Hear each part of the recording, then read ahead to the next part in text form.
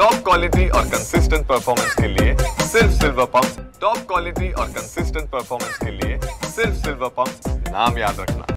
काल दिनांक 13 जुलै 2025 रोजी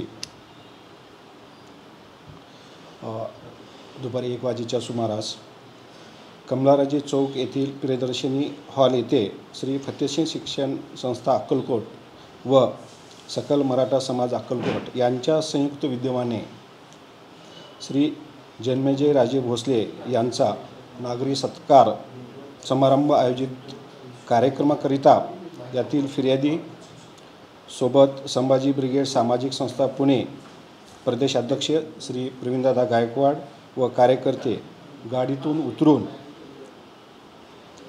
हॉलकडे पायी जात असताना संभाजी ब्रिगेड सामाजिक संस्था या नावाच्या पुढे श्री छत्रपती हे नाव लावावे या कारणावरून शिवधर्म फाउंडेशनचे अध्यक्ष दीपक काटे राहणार इंदापूर जिल्हा पुणे व इतर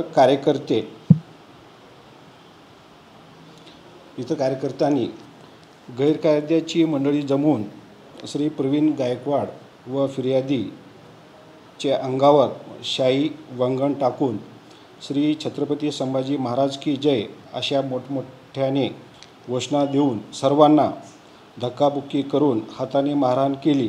तसेच इनोवा गाडीच्या समोरच्या काचेवर दगड मारून नुकसान केले। यातील फिर्यादी संभाजी भोसले यांच्या फिर्यादीवरून पोलीस स्टेशन अक्कलकोट उत्तर येथे अपराध क्रमांक 365/2025 प्रमाणे गुन्हा दाखल झालेला असून सदर गुन्ह्यात एकूण 7 आरोपीविरुद्ध गुन्हा दाखल झालेला आहे आणि सदरचा गुन्हा हा जामीनपात्र असल्यामुळं यातील आरोपींना अटक न करता त्यांच्यावर त्या सर्व 7 आरोपीवर आहोत।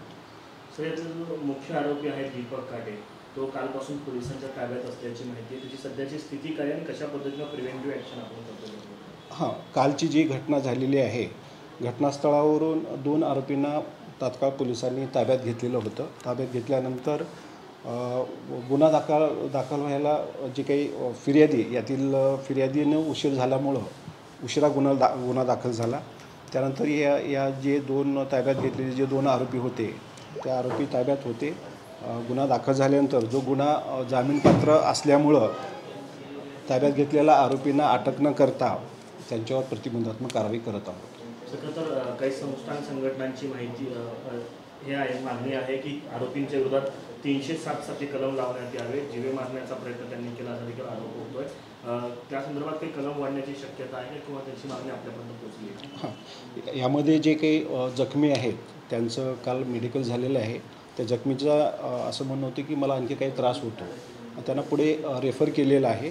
रेफर केल्यानंतर जर त्याच्यामध्ये आणखी काही जर त्यांची इंजुरी सर्टिफिकेटमध्ये आणखी काही ग्रीव्हियस वगैरे असं आलं तर योग्य ते आपण कलमवर करण्याची तयारी ठेवलेली आहे। प्रवीण गायकवाडांचं असं म्हणणं आहे की पोलिसांचा तिथं पुरेसा बंदोबस्त नव्हता आणि त्यामुळेच ही घटना घडली असल्याचा आरोप आहे। काय उत्तर असणार? हा जो कार्यक्रम होता, जो नागरी सत्कार सोहळा होता, हा इंडोर होता।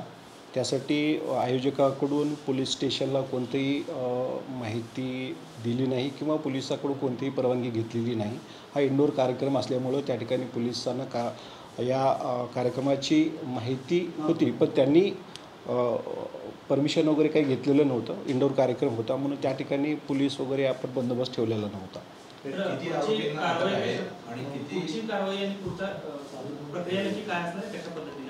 आता गुन्हा दाखल झालेल्या ह्या गुन्ह्यामध्ये 7 आरोपी आहेत। आरोपीबद्दल जे जामीनपात्र गुन्हा असल्यामुळं त्यांच्यावर आपण योग्य ते प्रतिबंधात्मक कारवाई करत आहोत। पुढे भविष्यामध्ये अशी घटना त्यांच्याकडून होऊ नये त्यासाठी आपण चांगल्या वर्तनाचं आपण त्यांच्याकडून बंधपत्र लिहून घेतो आहे। किती आरोपींवर गुन्हा दाखल आहे, किती आरोपी अटक आहे? एकूण 7 आरोपी विरुद्ध गुन्हा दाखल आहे आणि अटक नाही। हा जो गुन्हा दाखल आहे तो जामीनपात्र असल्यामुळं अटक केलेलं नाही आणि त्यांच्यावर प्रतिबंधात्मक कारवाई करत आहोत। आरोपींना कुठेतरी VIP ट्रीटमेंट मिळते असे बोललं जातं मराठा समाजाच्या कार्यकर्त्यांकडून आणि त्यांना दूध वगैरे असं ट्रीटमेंट मिळते काय? नाही नाही, आरोपी आपण अटक केलेलं नाही.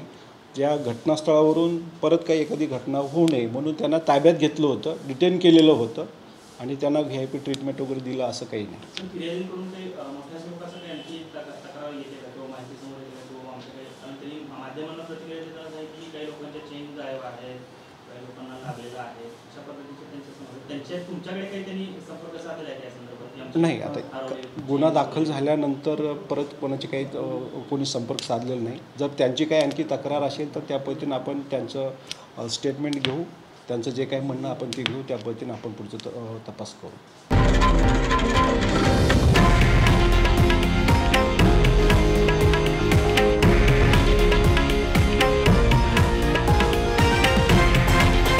हे आहे देशातील नंबर 1 न्यूज नेटवर्क आणि आपण पाहत आहात TV9 मराठी, एकमेव.